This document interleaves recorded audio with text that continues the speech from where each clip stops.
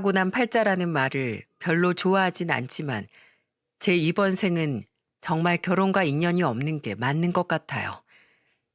제가 태어났을 적 제 이름을 지어둔 철학관에서 그렇게 이야기했었다고 제 부모님께서 말씀해 주셨거든요. 제 기구한 팔자 이야기 한번 들어봐 주시겠어요? 저는 김포에서 학창 시절을 모두 보냈습니다. 그리고 갓 어른이 된 20살에 눈물 나는 재수 시절 끝에 서울에 있는 대학교에 입학할 수 있었어요. 저는 서울에서 자취를 시작했고 그곳에서 중소규모의 직장까지 구하게 되었죠. 그리고 나이 30에 첫 결혼을 하게 되었습니다.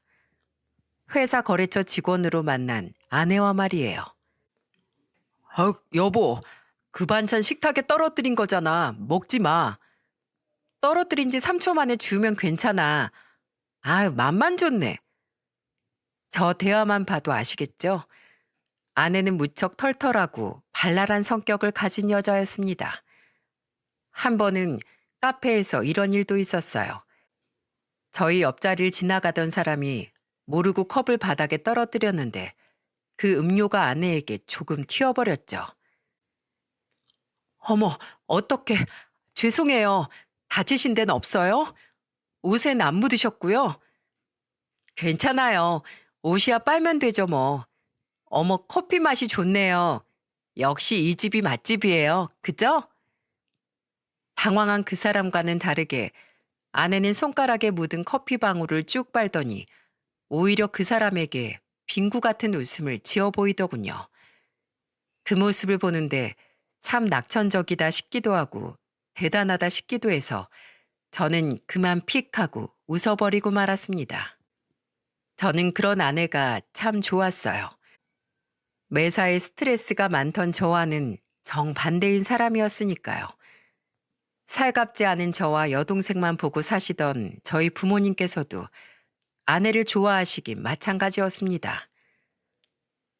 어머님, 아버님, 오는 길에 벚꽃이 무지 화려하게 피었더라고요. 그래서 제가 떨어진 꽃잎 중에 제일 예쁘고 화사한 것들로만 골라왔어요. 저만 보기 아까워서요. 자, 어머님은 제일 작고 귀여운 거, 아버님은 제일 큰 거, 그리고 아가씨는 아가씨처럼 제일 예쁘고 색이 화사한 거요. 어때요? 예쁘죠? 이 집에도 벚꽃향이 나는 것 같죠? 아이고, 이런 걸 어디다 쓰냐? 너도 참 별스럽다. 괜히 좋으면서 당신도 참 고맙다, 새아가. 네가 오는 날이면 우리 집이 다 환해지는 것 같구나. 맞아. 아빤 입이 귀에 걸렸으면서 말만 저래요. 새언니 고마워요. 애인도 없는 저한테 예쁘다고 해주는 사람은 언니밖에 없네요. 좋으면서도 이런 일이 어색해 괜히 툴툴대던 아버지와 아내가 온다면 버선발로 마중을 나오던 엄마와 여동생. 그 모습을 보고 있자면 괜히 마음이 뭉클해지더라고요. 별것 아닌 저라는 사람에게 어떻게 저런 보물 같은 사람이 찾아와 주었나 싶어서 말이죠. 게다가 홀어머니인 장모님과 오랫동안 둘이 살았다던 아내 또한 북적거리는 저희 가족을 참 좋아했어요. 아내는 결혼한 지 2년 만에 드디어 임신을 하게 되었습니다. 다들 얼마나 쌍수를 들고 환호했나 몰라요. 오죽했으면 엄마가 아내에게 깜짝 파티를 해주겠다며 아침부터 잔치상을 차리셨을 정도였죠. 심지어 당시 콩나물 국밥집을 하셔서 집에서까지 음식을 하기 싫다며 주방에 얼씬도 않던 아버지께서도 적극적으로 음식에 참여하셨다고 하네요. 아무것도 모르고 부모님 집에 갔던 아내는 잔치상을 보고 어린아이처럼 기뻐했습니다. 와, 이게 다 뭐예요? 임신 축하한다, 새아가. 너 소불고기 좋아한다며? 그래서 네 시아버지가 아침부터 고기를 양념에 재우고 난리도 아니었어. 메인 요린 요리사인 자기가 해야 맛이 좋다면서 말이야. 그래도 나머진 다 나랑 네 신우가 했어. 아니 이 사람이 그 얘기하지 말라니까. 어찌됐든 많이 먹어라 아가. 귀까지 새빨개진 아버지의 모습을 그때 처음 봤어요. 그러면서도 아내가 아버지가 한 음식을 맛있게 먹자 내심 흐뭇하게 웃으시는 모습을 보고 아버지도 지독한 며느리 바보시구나 싶었죠. 양가의 보살핌 속에 아내는 3.4kg의 건강한 딸아이를 출산할 수 있었습니다. 출산 소식을 듣고 병원으로 달려온 가족들 중 아버지는 아기가 무사히 태어났는지 먼저 묻지도 않으시곤 아내부터 찾으셨어요. 야야, 한별인. 한별인 괜찮냐? 어디 몸 상한 데는 없고 애가 정신은 있어? 아유, 아버지, 하나씩 물어보세요. 집사람 괜찮아요. 의사도 진통 1시간 만에 애가 쑥 나와줬다고 아주 순산이래요. 아이고, 하나님 아버지 감사합니다. 감사해요. 제 대답을 듣자 옆에서 마음 졸이고 듣던 엄마도 그제야 마음을 놓으시더군요. 저희 부모님 때만 해도 출산을 하다 목숨을 잃는 산모들이 많았던 터라 내심 걱정을 많이 하셨던 모양이더라고요. 이후 아내는 2주간의 산후조리원 생활 이후 일하는 장모님을 대신해 저희 부모님 댁에서 추가 산후조리를 하게 되었어요. 엄마가 자신이 해주겠다며 적극 제안하셨거든요. 저는 아내가 부담될 거라고 생각해 베이비시터를 부르려고 했지만 오히려 아내는 괜찮다며 저를 만류하더군요. 나 어머님 아버님 댁에 가서 진짜 얌전히 누워만 있다가 올 거니까 어머님께 그 시터 비용만큼 챙겨드리자. 한 몇십만 원 더 보태서 말이야. 들어보니까 아버님 가게 근처에 식당이 새로 생겨서 요새 장사가 전만큼 잘 안 되신데 이럴 때 핑계 삼아서 좀 챙겨드리면 좋잖아. 어? 참 속이 깊은 사람이죠. 물론 저희 부모님은 받지 않으시려고 했지만 그러면 아내는 절대 부모님 댁에 산후조리를 하러 가지 않겠다며 고집을 부렸어요. 결국 부모님은 마지못해 돈을 받으셨죠. 아내는 그렇게 속이 참 깊은 사람이었습니다. 그렇게 한 달간의 산후조리를 마치고 아내는 아이와 함께 다시 집으로 돌아왔어요. 하지만 출산이라는 게 정말 여자의 몸을 갉아먹는 일이더군요. 건강했던 아내는 출산 이후 면역력이 떨어져 가진 병을 달고 살기 시작했습니다. 아내가 걱정이 된 저는 아내의 복직을 말렸지만 아내의 뜻은 완강했어요. 외벌이로 저축까진 힘들어. 게다가 우리 회사 출산휴가 3개월 이상 쓴다고 하면 복직 힘들 거 알잖아. 애엄만 다시 직장 구하기도 힘든데 오라는 곳 있을 때 빨리 가야지. 결국 아내는 아이를 낳은 지 3개월 만에 복직을 했어요. 다행히도 제 회사에서 육아휴직을 쓸 수 있게 배려해준 덕분에 아내의 복직에 맞춰 이번엔 제가 6개월간의 육아휴직을 쓰게 되었죠. 저는 아픈 몸을 이끌고 출근한 아내를 대신해 집안일과 육아에 정말 최선을 다했습니다. 아내가 집에 오면 푹 쉴 수 있기만을 바랬어요. 그렇게라도 아내의 몸이 빨리 회복되었으면 했죠.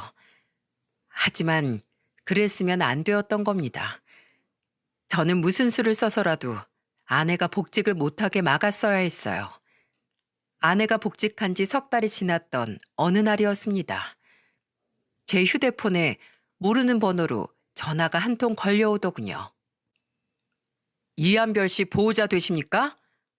네? 네. 제가 남편인데요. 어디시죠? 그리고 상대방의 대답을 듣는 순간 저는 심장이 쿵 하고 내려앉았어요. 제게 전화를 건 곳은 다름 아닌 대학병원 응급실이었던 겁니다.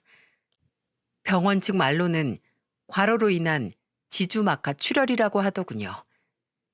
깨어나지 못한 아내는 결국 뇌사 판정을 받았습니다. 마른 하늘에 날벼락이 내리쳤다고 해도 이보다 더 큰 충격을 제게 안겨주지 못했을 거예요. 아침까지만 해도 저와 아이에게 사랑한다 말하며 2발로 집을 나선 사람이었는데 이제 2번 다시 그 목소리를 들을 수 없다뇨. 소식을 듣고 달려온 장모님과 저희 가족들 모두 비통함을 감추지 못했습니다. 장모님은 아내를 보시더니 그 자리에서 혼절하셨고 결국 몇 시간 동안 응급실 신세를 지셔야 했죠. 이게 다 무슨 말이냐? 뇌사라니. 아이고 며느라. 시애비 왔다. 왜 이러고 누워있니 이거사? 저희 아버지는 산소 호흡기를 달고 있는 아내의 얼굴을 보며 눈물을 감추지 못하셨습니다. 엄마는 저를 어떻게든 위로해 주시려 했지만 이미 제 마음은 참혹함으로 가득 차 있었죠. 뇌사 판정을 받아도 기적적으로 돌아오는 사람들도 있다더구나. 그러니 순영아, 우리 희망을 잃지 말자.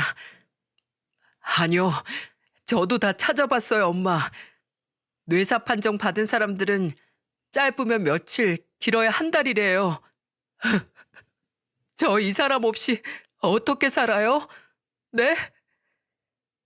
저는 멀어져 가는 아내의 생명을 어떻게든 붙잡기 위해 연명치료에 동의했지만 가망이 없다는 의사의 말에 좌절할 수밖에 없었습니다.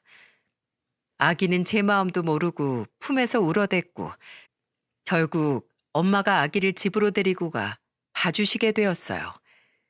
그렇게 3주일이 지났을 때 장모님께서 제 손을 잡고 이렇게 말씀하시더군요. 여기까지인 것 같네, 남서방. 우리 그만 한별이 보내줌세. 그게 무슨 말씀이세요, 장모님? 이 사람 아직 이렇게 멀쩡히 살아있는데요. 알지, 알어. 어미 된 사람으로서 이런 말을 하는 내 심정은 어떻겠나. 하지만 갈 사람은 보내줘야지. 한별이도 많이 힘들 거야. 오히려 가족들이 자기 때문에 아무것도 못하고 이렇게 병원에 매여 있는 모습을 보면 더더욱 말이야. 자네도 알지? 한별이가 원래 장기 기증에 관심이 많았던 거. 우리 더 늦기 전에 한별이 유지를 틀어주자고. 우리 앤 이렇게 허무하게 보내게 되었지만 살 방법이 있는 다른 이들에게라도 기회를 줌세 우리. 아내가 그토록 천사 같은 사람으로 자라게 된 건 아마 장모님 덕분이었겠죠. 저는 장모님을 끌어안고 한참을 울었습니다. 그리고 결국 장모님의 뜻에 따라 저는 아내를 보내주게 되었어요. 아내는 심장, 간장 두 가지의 장기를 기증하게 되어 두 사람의 생명을 살리고는 세상을 떠났습니다. 그렇게 제 첫 번째 결혼 생활은 막을 내리게 되었죠. 장모님은 이후 아주 먼 지방으로 이사를 가셨습니다. 평생 아내와 둘이 살던 이곳에선 살아가기가 힘드시다며 말이죠. 저는 어떻게든 장모님과의 인연을 이어가려 했지만 장모님은 단호히 저와의 연락을 끊어내셨어요. 지나간 인연 끄트머리를 부여잡고 있으면 새로 다가올 인생을 똑바로 마주할 수 없게 되는 법이라고요. 아내가 죽은 후 아버지는 이전보다도 더 말수가 없어지셨어요. 아내가 없어진 저희 집안은 아주 삭막해졌죠. 게다가 아내의 죽음이 굉장한 충격이었는지 엄마는 대상포진까지 걸리고 말았습니다. 하지만 그보다 더 큰 문제는 아직 제 딸이 돌도 되지 않은 갓난아기였다는 겁니다.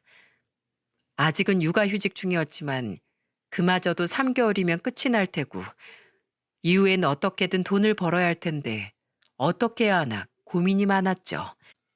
이 갓난을 어린이집에 맡기자니 도저히 내키지가 않고 그렇다고 엄마한테 부탁하자니 엄마의 건강이 너무 좋지 않았고요. 결국 고민을 하다가 전 퇴사를 결정하게 되었습니다. 당장 돈이 급하진 않았어요. 퇴사를 하며 받은 퇴직금과 끔찍하지만 아내가 가면서 남긴 생명보험금이 있었기 때문이죠. 저는 그렇게 아이가 3살이 될 때까지 집에서 지극정성으로 아이를 돌봤습니다. 딸은 자랄수록 제 엄마를 쏙 빼닮아 가더군요. 곤히 잠든 아이의 얼굴을 보고 있자면 먼저 간 아내가 생각나 눈물이 차오르기 일쑤일 정도로요. 그러던 어느 날 엄마가 제게 전화를 걸어 이런 말씀을 하셨습니다. 순영아, 너도 이제 슬슬 일을 해야 하지 않겠니? 그렇죠. 내년부턴 소망이 유치원에 보내든 어린이집에 보내든 해야 할 것 같아요.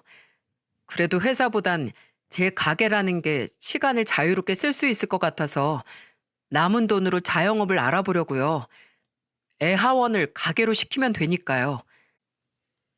엄마는 제 말을 듣더니 자신과 여동생이 번갈아 가며 저희 집으로 올라가 손녀를 봐주면 어떻겠냐고 물으셨어요. 저야 감사한 일이지만 엄마 건강도 안 좋으시잖아요. 채연이도 일하고 있는데 여길 어떻게 와요? 요새 많이 괜찮아졌어. 그리고 채연이 얼마 전에 회사 때려치웠다. 지금 집에서 프리랜서로 일하고 있어. 어차피 시간을 자유롭게 쓸 수 있으니까 너희 집에서 며칠씩 지내도 괜찮다는구나. 오전엔 재택으로 일하고 오후엔 하원한 소망이를 봐주면 된다고 말이야. 그렇게 저희 가족은 가게 영업 때문에 움직이지 못하는 아버지를 제외하곤 모두 제 딸의 육아를 도와주기 시작했습니다. 대신 아버지는 제게 살 방도를 마련해 주셨어요. 내가 돈을 좀 보태줄 테니까 너 거기에 콩나물 국밥집을 여는 건 어떠니? 나처럼 개인으로 말고 요즘 프랜차이즈 콩나물 국밥집이 참 많더구나. 물어보니까 자리만 잘 잡으면 월 매출이 회사 연봉보다 나쁘지 않대. 기본적인 노하우는 내가 좀 알려주마. 돈은 괜찮아요, 아버지. 저도 아직 남은 돈 있어요. 아서라. 소망이도 아직 어린데 그 돈 아껴뒀다가 나중에 써. 아버지가 도와줄 능력이 있을 때 도와주고 싶구나. 나중에 늙어선 주고 싶어도 못 줘. 그렇게 전 아버지의 도움으로 집에서 멀지 않은 시내에 감사하게도 프랜차이즈 콩나물 국밥집을 열 수 있었습니다. 엄마 여동생이 아이를 봐주는 동안 아버지 가게에 찾아가 주방 일을 배우고 본사 교육도 다녀올 수 있었죠. 가족의 도움 덕에 제 가게는 무사히 자리를 잡았고 제 딸 소망이 또한 하루가 다르게 무럭무럭 자랐습니다. 할머니와 고모 껌딱지로 자란 딸은 엄마의 부재를 많이 느끼지 못하고 컸다고 생각했어요. 하지만 그건 제 착각이었죠. 아이가 7살이 되던 해였습니다. 일을 마치고 돌아왔는데 집에 와 계시던 엄마의 표정이 많이 어두운 겁니다. 무슨 일 있으셨어요, 엄마? 에휴, 말도 마라. 유치원에서 오자마자 소망이가 울고불고 아주 난리도 아니었다. 조금 전에야 겨우 잠에 들었어. 예? 아니, 왜요? 같은 반 친구랑 싸웠대 글쎄. 걔가 하도 엄마가 해대니까 소망이가 저도 지기 싫었는지 할머니가 고모가 했다더라. 그러니까 걔가 그랬대. 자긴 할머니도 고모도 다 있는데 넌 왜 엄마가 없냐고. 소망이가 거기다 대고 자기도 엄마 있다고 박박 우겼다는데 그 애가 거짓말하지 말라고 그럼 어디 데려와 보라고 했다는구나. 그런데 없는 엄마를 어떻게 데려오니? 집에 와서 자기도 엄마 내놓으라고 아주 울고불고 떼를 쓰고 난리가 났었어. 그 말을 듣는데 가슴이 미어졌습니다. 모든 게 괜찮을 거라고 저 혼자 착각을 했던 거였어요. 거기다 그 말씀을 하며 엄마가 허리를 툭툭 두드리는데 가게를 안정시키려는 생각만 가지고 달리던 제 주위가 그제서야 눈에 들어오더군요. 아무리 프리랜서라도 두 집을 왔다 갔다 하는 게 점점 힘에 부쳤을 여동생과 나이 드신 엄마, 그 와중에 못난 아들 때문에 퇴근 후 집에서도 혼자 쓸쓸히 밥을 해드셨을 아버지와 커갈수록 엄마의 부재감을 느껴가는 딸아이까지 말입니다. 그래서 저는 줄기차게 거절해오던 선자리에 나가게 되었어요. 주선자는 같은 상권에서 꽃집을 하던 사장 아주머니였어요. 몇 달 전부터 좋은 재치 자리가 있다며 제게 끈질기게 권하던 걸 한사코 거절했었거든요. 잘 생각했어. 이 집 가족 넷이 얼마나 화목한지 몰라. 내가 주선해준 아가씨도 아가씨 남동생도 얼마나 효자인데 부모 자린 또 얼마나 선하고 아가씨가 간호사라 제 몸 하나 못 챙겨서 소망 아빠 전처처럼 그렇게 갈 일도 없을 거야. 어머, 이놈의 주책 같은 주둥이. 내가 지금 뭐라니? 아유, 미안해요. 내 말은 잊어버려. 나이가 드니까 가끔 말이 생각 없이 나온다니깐. 저는 아주머니의 말에 그저 쓰게 웃었습니다. 그렇게 그 주 주말 나가게 된 선자리에서 만난 여자는 전 아내와는 다른 유형의 여성이었어요. 상냥하고 사근사근하긴 했지만 모든 행동이 조심스럽고 목소리 또한 조용했죠. 간호사라고 들었어요. 일이 많이 바쁘진 않으세요? 그냥 동네 작은 의원에서 일하고 있어서 많이 바쁘진 않아요. 격주로 토요일에 잠깐 나가긴 하지만 휴일엔 꼬박꼬박 다 쉬고요. 순영 씨는 딸이 한 명 있으시다고요? 네, 정미 씨도 재혼이시라고요? 네, 전 애는 없었어요. 성격 차이로 결혼한 지 얼마 안 돼서 곧바로 이혼했거든요. 그때 스트레스 때문인지 자궁 경부암에 걸려서 투병을 좀 했어요. 이후로는 아이를 못 낳는 몸이 되어버렸고요. 그래서 아이가 있다고 들었을 때 솔직히 좀 좋았어요. 비록 피로 이어진 아이는 못 낳게 되었지만 제 자식을 무척이나 갖고 싶었거든요. 그 말을 듣고 이런 여자라면 몇 번은 더 만나봐도 좋겠다는 생각이 들었습니다. 무엇보다 건강과 직결된 간호사라는 직업이 마음에 들었고 제 아이도 친자식처럼 돌봐줄 것 같아서요. 그래서 저는 첫 만남이지만 솔직하게 이야기를 털어놓았습니다. 제가 전 아내를 아직 다 못 잊었다는 것과 딸아이를 잘 돌봐줄 사람이 간절하게 필요해 선자리에 나왔다는 걸 말입니다. 차마 말하지 않고는 죄책감이 들어 만남을 이어갈 수 없을 것 같았거든요. 대신 만약에 우리가 좋은 인연이 된다면 집안일도 육아도 함께 열심히 하겠습니다. 다른 일로 속을 상하게 하는 일도 없을 거예요. 좋은 남편이 되려고 최선을 다해 노력할 겁니다. 어머, 되게 솔직하시다. 괜찮아요. 저도 다시 안정적인 삶을 살고 싶어서 재혼하고 싶었던 거거든요. 아이도 가지고 싶었고요. 대신 순영 씨처럼 저도 바라는 게 있어요. 제가 주말마다 교회를 나가요. 11조도 내고요. 거기에 대해서만 아무 말씀 안 해주셨으면 좋겠어요. 그렇게 뜻이 잘 맞게 된 우리는 4개월의 만남을 지속했고 다행히 여자분은 먼저 소개시킨 딸아이와도 사이좋게 지내는 것 같더군요. 이후 우린 빠르게 살림을 합치게 되었어요. 둘 다 초혼이 아니니 양가 가족만 모시고 조촐하게 식사를 하는 걸로 결혼식을 대신했죠. 엄마는 너무 빠른 결정이 아니냐며 우려하셨지만 저와 딸아이에게 사근사근한 아내를 보고 기왕 결정한 거 잘 살아보라며 결혼을 허락하셨어요. 반면 아버지는 저의 재혼을 반대하진 않으셨지만 그렇다고 전 아내에게만큼 마음을 활짝 열지도 않으셨죠. 하지만 새 아내는 그런 건 일절 신경 쓰지 않았습니다. 괜찮아요. 이해해요. 저도 시댁이랑은 좀 거리를 두고 사는 게 좋다고 생각해요. 전 시댁에서 많이 되었거든요. 저희 집은 딱히 신경 안 써도 돼요. 남의 집 아들 고생시키지 말고 가족끼리 잘 살자 주의시라 아마 자주 찾아뵈면 더 불편해하실 거예요. 그 말이 서운하진 않았습니다. 아내의 말처럼 더 이상을 바라는 건 욕심이라고 생각했으니까요.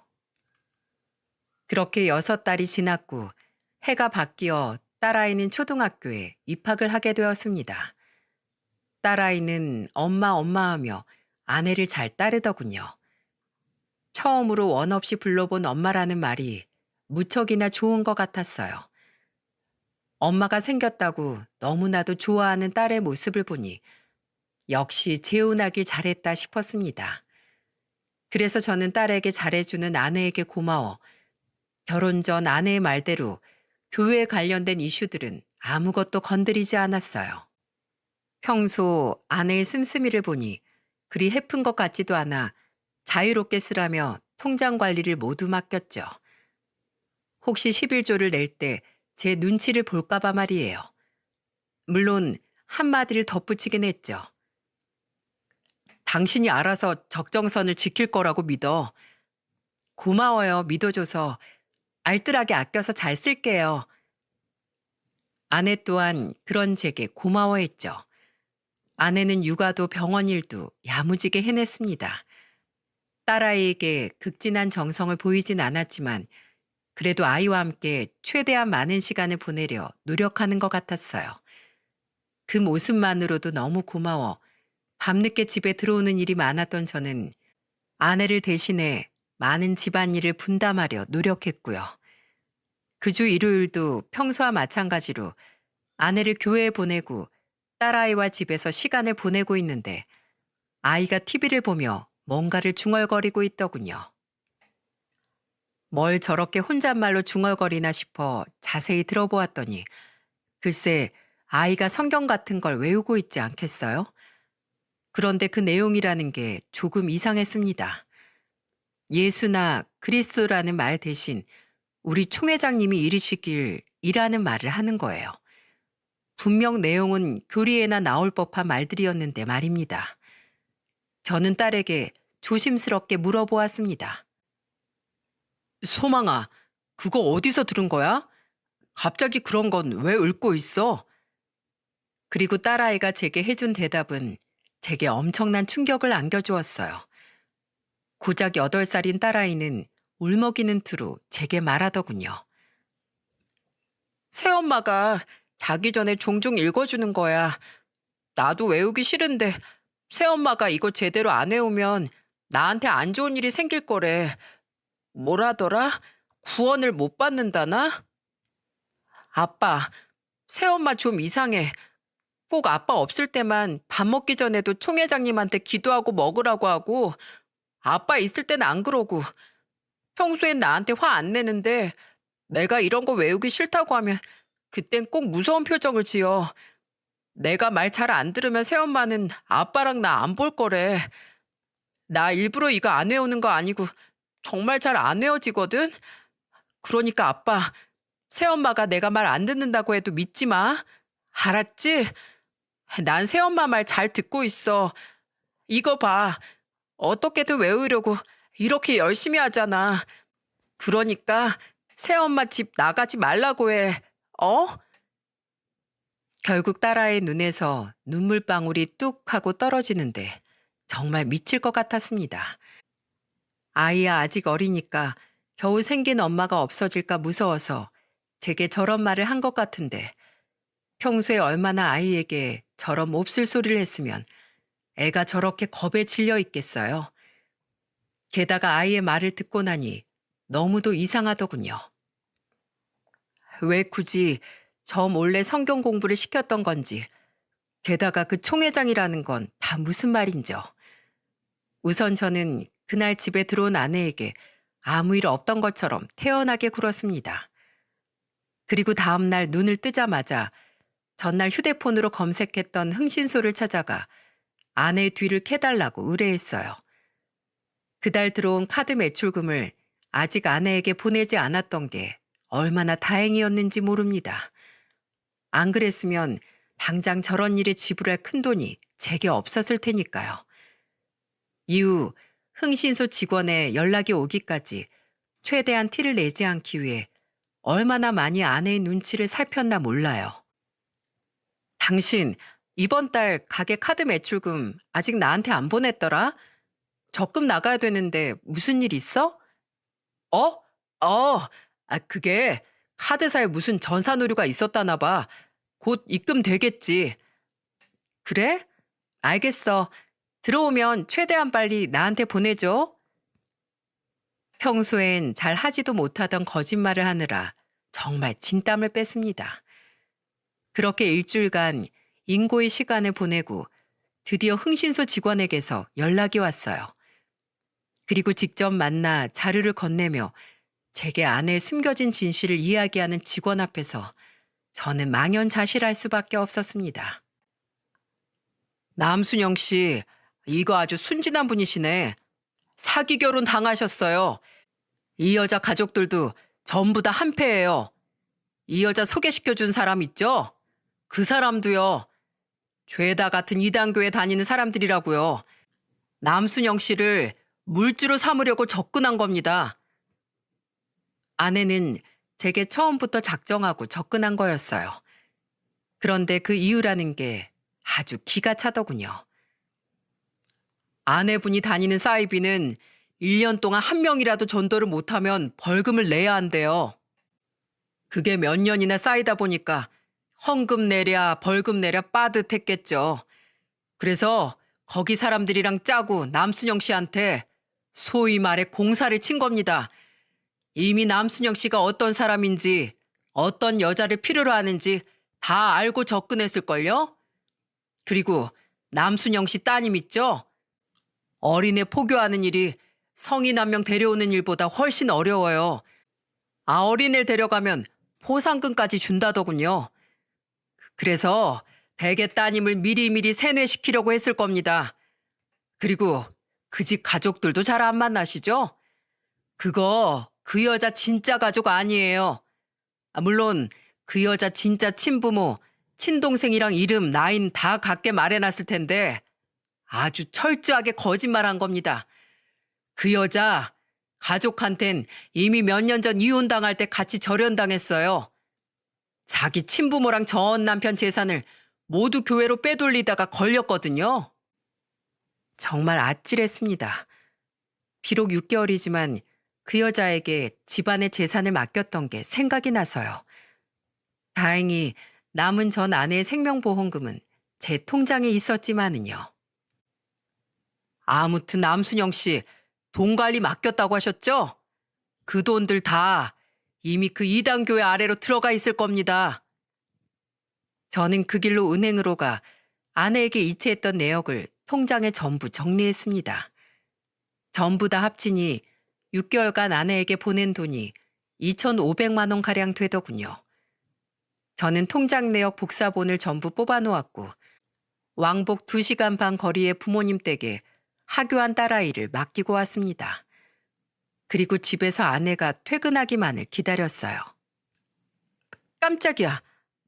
당신 왜 벌써 퇴근했어? 아내는 너무 이른 시간에 집에 있는 저를 보고 깜짝 놀라더군요. 저는 그런 아내에게 눈알을 부라리며 말했습니다. 왜? 나 없으면 애한테 또 그 개 같은 이단결이 강제로 외계하려고? 못 외우면 집 나갈 거라고 겁주면서? 그게 무슨 소리야? 이단이라니. 예상했던 대로 아내는 오리발을 내밀더군요. 저는 아내의 발 아래로 흥신소 직원에게서 받은 자료들을 탁 던졌습니다. 이미 다 알고 왔어. 아니, 당신 집 가족들도 다 가짜라며? 이미 진짜 가족들한텐 절연당했다고. 진짜 소름 돋는다. 여보. 여보라고 부르지도 마. 그 입 확 찢어버리라니까. 여기 당신 그 이단 교회에 대한 정보, 당신이 거기 드나드는 사진, 이달이 헌금왕으로 뽑혀서 상장 받는 그 모습까지 전부 들어있어. 그것도 다 내가 준 돈이지, 어? 적금은 무슨, 다 헌금왕까지 될 정도면 대체 얼마를 갖다 바쳐야 하냐? 그래, 내가 등신 천치 같아서 돈 뜯기고 호구당한 거 어쩔 수 없다 치자. 똥 밟았다 생각하고 그냥 이혼하고 넘어갈 수 있어. 그런데 감히 내 딸을 건드려? 애한테 제일 약한 부분을 건드려 겁을 준 것도 모자라서 내 딸을 그딴 더러운 곳에 끌어들이려고 해? 네 입속 챙기려고? 야, 너 사람 잘못 건드렸어. 내 딸을 무기로 나한테 접근할 거면 그걸 나한테 걸렸을 때 어떻게 될지 정도는 각오했지? 말을 하다 보니 부하가 치밀어 콧김이 다 뜨거워지더군요. 제가 눈이 헷가닥 돌아 쏴대자 그 여자는 그제야 벌벌 떨며 제게 용서를 빌기 시작했습니다. 여보, 소망 아빠, 미안해. 내가 잘못했어. 근데 잘 생각해봐. 어차피 우리 교회 안 다니면 다 구원 못 받고 지옥 가. 그러니까 우리 소망이 어릴 때부터 미리 공부하고 교회 나가면 나쁠 거 없잖아. 안 그래? 헌금도 그래. 나는 당신 생각해서 당신은 다니라고 해도 안 다닐 거니까 내가 당신 목까지 헌금한 거야. 교인은 아니지만 헌금액을 봐서라도 꼭 구원해 주십사 하고 말이야. 그걸 말이라고 해? 됐고, 내 돈 내놓고 당장 나가. 내 집에서 당장 꺼져. 내가 돈이 어딨어. 이미 다 교회에 냈는데. 여보, 이렇게 이혼하면 우리 소망이는 어쩌려고. 또 그 어린애한테 엄마를 빼앗을 참이야? 그러면 안 되잖아. 애가 얼마나 상처를 받겠어. 안 그래? 나 소망이 엄마잖아. 소망이 봐서라도 한 번만 봐주라. 나 앞으로 정말 잘할게. 헌금도 내가 버는 안에서 조금씩만 낼게. 어? 소름이 끼쳤습니다. 물론 받아줄 생각도 없었지만 이 여자는 끝까지 그 이단 교회에 나가지 않겠단 말은 않더라고요. 종교라는 게 이렇게 무서운 거라곤 정말 생각지도 못했죠. 거기다 자꾸만 내 딸을 물고 늘어지는 꼴을 보니 꼭지가 돈다는 게 이런 말이구나 싶더라고요. 저는 그 여자에게 마지막으로 경고했습니다. 어딜 그 더러운 입에 내 딸을 올려? 정신 못 차리지 아주. 돈이 없어? 그래, 알겠어. 그럼 법대로 해. 가식적인 눈물 쥐어 짜내지 말고 나가. 한시도 같은 공간 안에 있고 싶지 않으니까. 그리고 저는 미리 싸둔 그 여자의 옷가지들을 현관 밖으로 던져버렸어요. 이단 교회의 교리책들이 가방 밖으로 튕겨져 나오자 그 여자는 아악하며 책들을 주우러 달려가더군요. 저는 그 틈을 놓치지 않고 그 여자의 신발을 문 밖으로 던지곤 문을 닫아버렸어요. 그리고 비밀번호를 눌러도 들어오지 못하게 이중 잠금 장치까지 전부 잠갔죠. 나머지 짐은 컨테이너 박스 하나 빌려서 처박아 놓을 테니까 알아서 가져가. 비밀번호 알려줄 테니까. 그 여자는 밖에서 한참 문을 두드리며 울더니 윗집 사람이 시끄럽다며 쫓아오자 그제야 자리를 피한 것 같더군요. 저는 혹시라도 그 여자가 집 문을 따고 들어올까 봐 집을 비우지 못하고 엄마에게 전화를 걸었습니다. 그리고 자초지종을 전부 설명드렸죠. 아이고, 어쩜 내 아들 팔자가 이렇게 기구하니. 그때 그냥 재혼시키지 말 걸 그랬다. 불쌍한 내 아들. 아휴, 불쌍한 내 손녀. 됐어요. 결국 제 부족한 부분 채우려고 사랑 없이 한 결혼이니 벌 받은 거죠. 자업자득이에요. 저야 괜찮지만 우리 소망이가 많이 상처받을까 봐 걱정이네요. 엄마, 소망이 학교에 말해놨으니까 일 마무리 될 때까지만 소망이 좀 부탁드릴게요. 죄송해요. 됐다. 소망이 내가 잘 보고 있을 테니 걱정 말고 네 할 일이나 하렴. 아이고, 하늘도 무심하시지. 아휴, 끊는다. 이후 저는 그 여자가 일하던 병원으로 소장을 보냈습니다. 이혼이 아닌 혼인 취소 소송을 걸었죠. 그리고 사기죄로 그 여자와 그 집안 사람들, 중매를성 꽃집 사장까지 전부 고소해버렸어요. 소식을 접한 그들은 돌아가면서 제게 전화를 해댔지만 저는 번호들을 일절 차단해버렸습니다. 목소리를 들으면 쌍욕이 나올 것 같았고 얼굴을 보면 주먹이 나갈 것 같았으니까요. 그러자 그 여자는 결국 저희 집까지 찾아와 난동을 부렸고 저는 곧바로 경찰에 신고를 했죠. 주거 침입 아니라고요. 여기가 제 집이고 제가 저 사람 아는데 제가 왜 경찰한테 쫓겨나야 돼요? 네? 아니요. 저 사람 당장 데려가세요. 저 여자 저한테 계획적으로 접근해서 돈 뜯어내고 사기까지 친 사람입니다. 그래서 지금 혼인 취소 소송을 건 상태고 사기죄로 고발까지 해놨어요. 그런 와중에 여길 찾아 난동을 부린 거면 충분히 신고할 만한 사유가 되지 않나요? 경찰들은 제 말에 수긍했고 그 여자를 경찰차에 태우고 가버렸습니다. 안 되겠다 싶어 저는 접근 금지 신청까지 했죠. 집이야 이사 가면 그만이라 치지만 겨우 자리를 잡은 가게까지 옮길 순 없는 노릇이었으니까요. 이혼 취소 소송은 싱겁게 끝났습니다. 이전에도 비슷한 유책 사유로 이혼을 했었고 이번엔 아예 가짜 부모까지 만들어 제게 계획된 접근을 했었으니 말이죠. 그리고 안타깝게도 꽃집 사장과 그 여자의 가짜 가족들은 벌금형으로 끝이 났습니다. 제게 직접적으로 돈을 뜯어간 건 아내 한 명뿐이었으니까요. 결국 그 여자는 혼자 1년 8개월에 징역형을 받게 되었어요. 감옥에 갈 생각에 겁이 난 건지 그 여자는 엉엉 울며 제게 합의를 해달라고 빌었습니다. 하지만 전 콧방귀를 끼며 거절했죠. 합의해봤자 나한테 이득될 게 뭐 있어? 어차피 내가 피해당한 금액만큼 보상하라는 법원 판결 떨어졌는데. 순영 씨, 내가 어떻게 해서든 돈 마련해서 합의금 더 얹어줄게. 어? 나 병원 퇴사하면 퇴직금 받잖아. 그거 다 줄게. 나 감옥 가기 싫어. 무서워. 난 싫은데. 퇴직금 얘기 잘했다. 징역형 받고 퇴사하게 돼도 퇴직금은 받을 수 있다며? 나 그것도 위자료로 청구해서 싹 다 받아낼 거야. 당신이랑 한패인 그놈들 있지? 그놈들한테도 위자료 소송 다시 걸 거라고. 죄를 지을 땐 그만한 각오를 하고 덤볐어야지. 정 무서우면 기도해. 당신 그 총회장인지 뭔지한테. 그럼 또 모르지. 하늘에서 빛이 짠하고 내려와서 널 탈옥이라도 시켜줄지 말이야. 그리고 경고 하나 할게. 나와서 또 우리 가족한테 접근하면 그땐 이 정도로 안 끝날 줄 알아. 이런 일 또 생기면 그땐 법 같은 것도 필요 없어.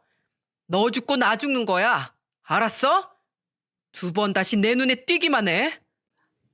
그게 2번째 아내와의 마지막이었습니다. 저는 그 여자에게 말한 대로 정말로 그 여자를 포함한 그 이단 놈들에게 싹 다 위자료 소송을 걸었고 그 여자는 퇴직금 절반 금액 정도의 위자료를, 나머지 놈들은 각각 500만 원씩의 위자료를 제게 주게 되었죠.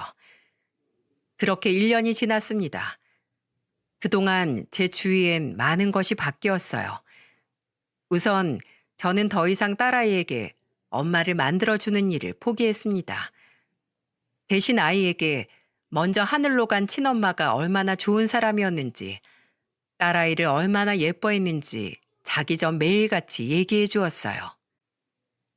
정말 엄마가 날 그렇게 예뻐했어? 그럼 이 아빤 비교도 안 될 정도였지. 일찍 하늘로 가느라 못 줄 몇십 년치의 사랑을 듬뿍 주고 갔다니까? 말하자면 선불인 셈이지. 지금도 소망이 가슴속에 잔뜩 남아있을걸? 그러니까 엄마는 항상 우리 소망이 옆에 있는 거야. 알았지? 저는 소망이가 혹시 외로워할까봐 참아주지 못했던 전 아내의 사진을 딸에게 건네주었어요. 무작정 피하기만 한다고 될 것이 아니라 아이에게 엄마의 죽음을 똑바로 마주보게 하는 게 더 옳은 길이었다는 걸 깨달았으니까요. 그리고 저희 부모님께선 김포의 국밥집과 집을 정리하시곤 저희 집으로 올라오셨어요. 평생 하신 가게를 접어도 괜찮겠냐는 제 말에 아버지는 이렇게 이야기하시더군요. 내가 먼저 보낸 우리 한별을 생각해서라도 우리 손녀만큼은 옆에서 돌봐줘야겠다. 그깟 국밥집 지키겠다고 너랑 우리 소망이만 여기 뒀다가 큰일 날 뻔했잖니. 소망이한테 무슨 일이라도 있어봐. 나 하늘 가서 한별이 얼굴 못 본다. 죄송하고 참 감사했습니다. 하지만 부모님은 늙음하게 오히려 자식과 손녀와 함께 살게 되어 오히려 좋다고 하셨죠. 무뚝뚝하지만 착했던 제 여동생은 올해 가을 결혼을 하게 되었어요. 사실 만나던 사람이 있었는데 제 딸을 돌봐주느라 결혼할 엄두를 못 냈었다고 하더라고요. 그것도 모르고 저만 살자고 여동생을 희생시켰던 과거가 생각나 저는 처음으로 동생에게 고개 숙여 진심으로 사과를 했습니다. 됐네요. 다 좋자고 한 일이야. 소망이가 뭐 오빠 딸이기만 해? 새언니 딸이었지. 소망이 나 몰라라 하고 그때 일찍 결혼했으면 나 두고두고 후회했을 거야. 부모님은 김포 가게와 집 처분한 돈을 저와 여동생에게 나눠주려 하셨지만 저는 제 몫은 정중히 거절했어요. 제가 무슨 염치로 그 돈을 받겠습니까? 오히려 제가 가진 돈을 들여도 모자란 것을요. 부모님은 제 의견을 존중해 주셨고 그 돈은 안 쓰고 있다가 당신들 필요한 데 쓰마 하셨습니다. 그마저도 제 딸아이에게 쓰려고 하시는 것 같지만 그땐 또 어떻게든 거절할 말을 찾아 두 분을 위해 쓰시라고 말씀을 드려봐야죠. 그리고 어제 저는 미리 신혼집에 들어가 살고 있는 여동생을 찾아가 통장 하나를 건넸습니다. 그 통장엔 두 번째 아내였던 그 여자에게 받은 배상액과 사기죄로 엮인 모든 인간들에게 받은 위자료들이 전부 들어있었어요. 오빠가 더 해주고 싶은데 앞으로 소망이 키우고 살려면 이게 최선이네. 그래도 살면서 네가 나한테 그리고 우리 소망이한테 해준 것들 전부 다 갚을게. 고맙다. 꼭 잘 살아. 알았지? 여동생은 제 말을 듣고 눈물을 뚝뚝 흘리더군요. 그 무뚝뚝한 애가 말입니다. 덕분에 저까지 덩달아 눈물이 고여 참느라 아주 혼이 났죠. 여동생에게 그 돈을 주고 나니 이제 정말로 지난 일이 좀 정리가 되는 것 같아 홀가분한 마음에 오늘 술 한잔 했습니다. 문 닫은 가게 혼자 남아서 말이죠. 비록 실수투성이고 못난 아들이자 못난 아빠, 못난 오빠였지만 이제라도 정신 똑바로 차리고 열심히 살아간다면 과거의 잘못을 조금이라도 만회할 수 있지 않을까요? 제발 그렇다고 말씀 좀 해주세요. 그래야 매일 아침 조금은 덜 부끄러운 마음으로 눈을 뜨고 살아갈 수 있을 것 같거든요. 이럴 때 제 전 아내, 아니 하나뿐인 아내가 제게 별것 아니라면 너스레를 떨어주면 참 좋을 것 같다는 생각이 들어 염치 없이도 그 사람이 참 많이 보고 싶네요. 밝은 사람이니 하늘에서도 분명 잘 지내고 있겠죠? 여러분들은 저처럼 바보같이 실수하고 살지 마시고 꼭 발 내딛는 곳마다 옳은 길로 들어서셨으면 좋겠습니다. 계속해서 비가 오네요. 다들 여름 감기 조심하시고 항상 무사 평안하시길 빕니다. 감사합니다.